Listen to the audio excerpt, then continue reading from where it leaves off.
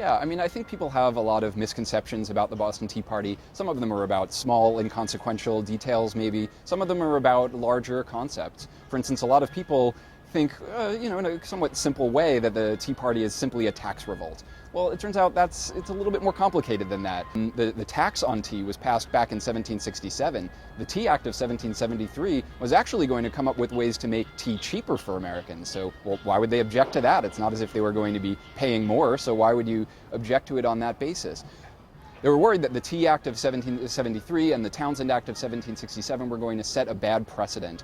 They were also worried about where that tax money was going. It was going to pay the salaries of the governor, the lieutenant governor, some of the judges from the Supreme Court. And previously, the way the law had worked was that those salaries were paid by the Massachusetts House of Representatives. That made them accountable to the people of Massachusetts. Instead, that money is coming from the Royal Treasury, directly from Parliament. Then these civil officials in Massachusetts were going to be accountable to Parliament instead, and that was something that the Americans really didn't want.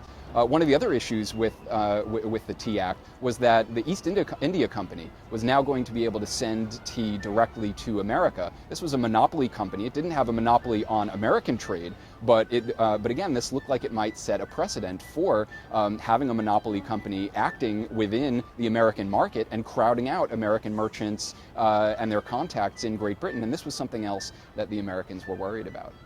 If the British government can establish a monopoly on the American tea trade, what other types of commodities might they start monopolizing, right? The Americans loved British goods. They were eager for British goods, but they didn't want to end up in a situation where British companies could charge whatever prices they wanted for these necessary goods and luxury goods like tea.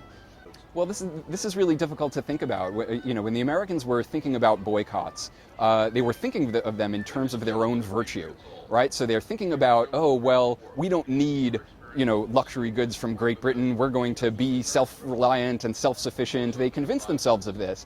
But at the same time, simultaneously, they are addicted to luxury goods, right? Tea has caffeine. It's literally addictive. And there are plenty of other British goods that maybe no one necessarily needs, certain draperies, fancy clothing. They don't need these things from Great Britain. But on the other hand, they're trying to participate in a middle-class lifestyle. They're trying to live the good life. And tea and fancy clothing are really a part of that. So the Americans have kind of mixed feelings about boycotts. On the one hand, they really don't want to give up these things, but on the other hand, they'd like to believe about themselves that they can give up these things.